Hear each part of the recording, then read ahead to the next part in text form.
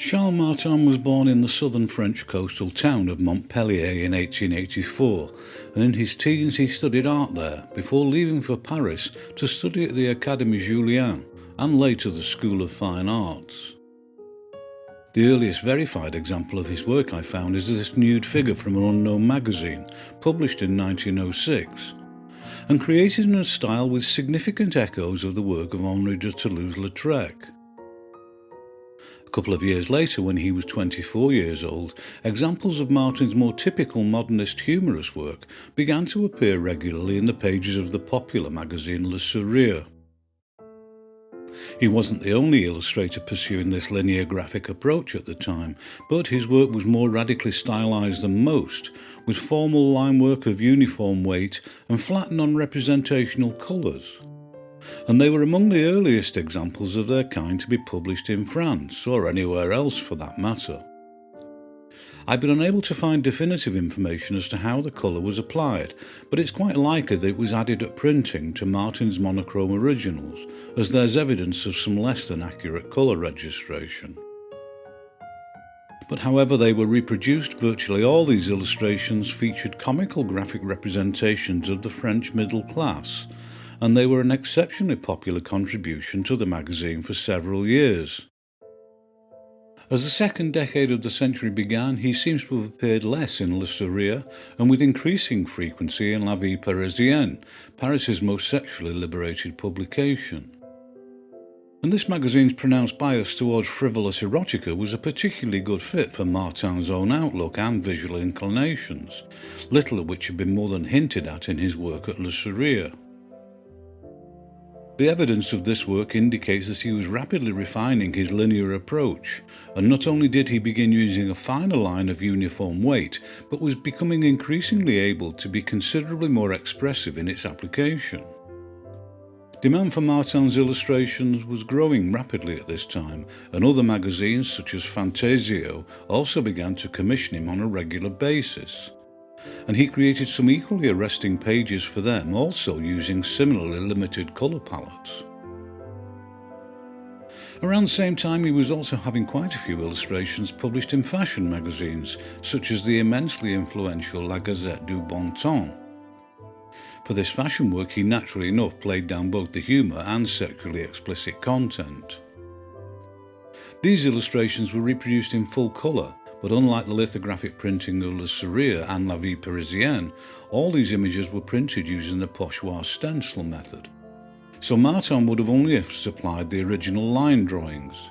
These were then coloured on an assembly line basis to his supplied colour guides.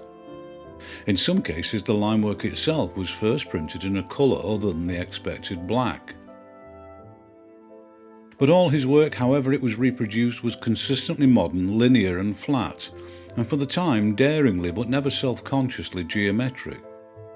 He would have been 30 years old when the Great War began in 1914, and although he somehow continued to create illustrations for magazines throughout the conflict, he did actually fight in the army for several years. In 1917, with the war still raging, he published many images inspired by the conflict, and most significantly he created a collection titled Under the Flower Pots, a reference to the French troops' helmets. This was a volume of Martin's drawings reproduced as 30 etchings, which he had worked on from 1914 onwards. Some of these images were quite frivolous, but others were anything but. Following the end of the war, it was back to business as usual for Martin, and he resumed his professional associations with all his pre-war clients, and created some particularly stylish limited colour palette images for Fantasio. And alongside yet more postwar fashion illustration, he returned to his prominent position at La Vie Parisienne, and continued to produce light-hearted and decorative erotica, which celebrated and reflected the welcome return of more frivolous and hedonistic behaviour during what the French call les années folles.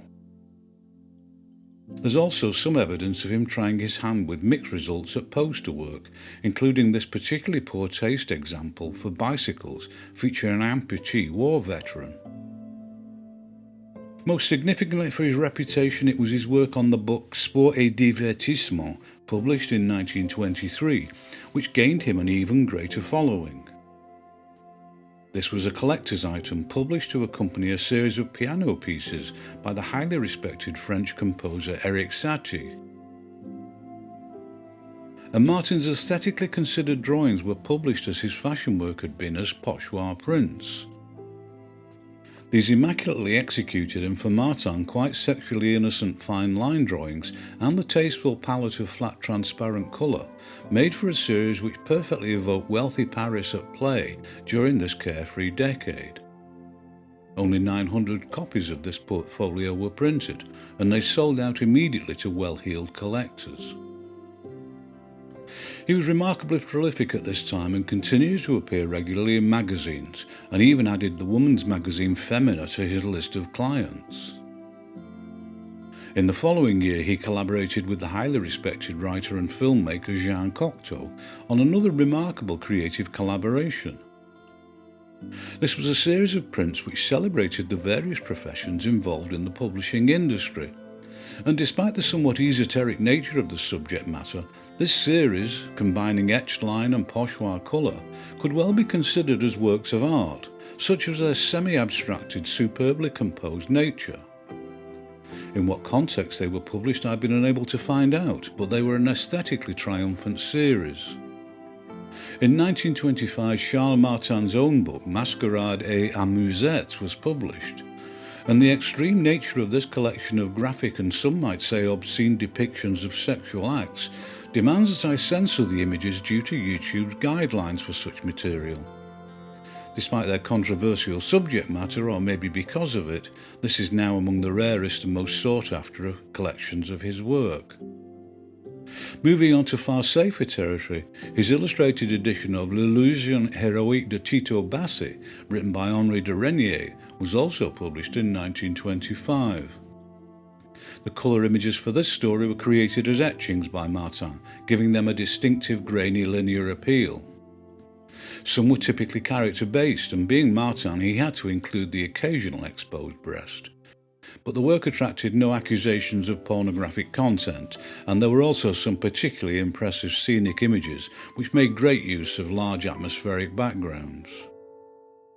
In 1926 he illustrated the book Lettres Persanes, originally written by the Baron de Montesquieu in 1721. And although evidence is hard to come by, this sketch and subsequent finished art for one of the illustrations gives a rare and revealing insight into the relationship between his developmental and completed images. In 1927, his illustrations for the book Monseigneur le Vin, written by Louis Forest, were published, and this amusing look at wine and those who consume it was a popular success across Europe, translated into several languages.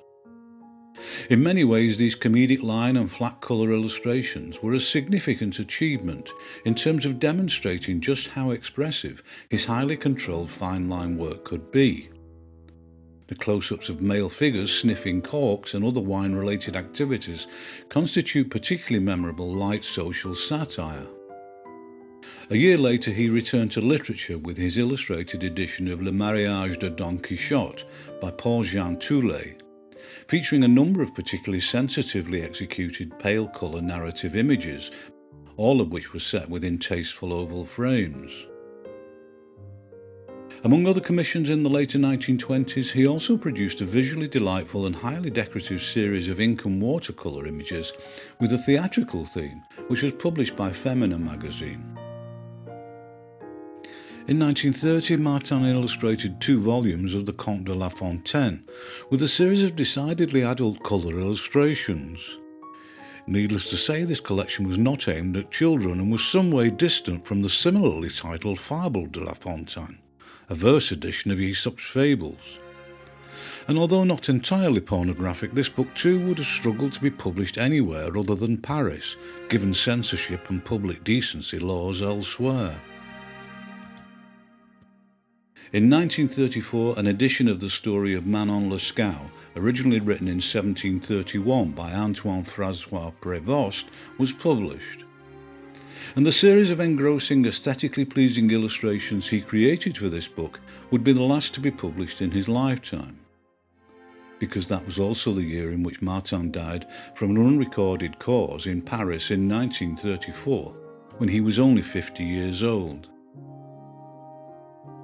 A series of his erotic female figure drawings was published posthumously in Le Sourire, and they bear testament to his prowess as a draftsman of significant expressiveness. Whether they were originally created as art rather than illustration, I don't know. And although most countries can boast their own examples of similarly early modernists among their illustrators, I personally would struggle to think of an example of anyone from France or anywhere else who did it with the same level of sheer aesthetic beauty, delicacy and distinction as Charles Martin.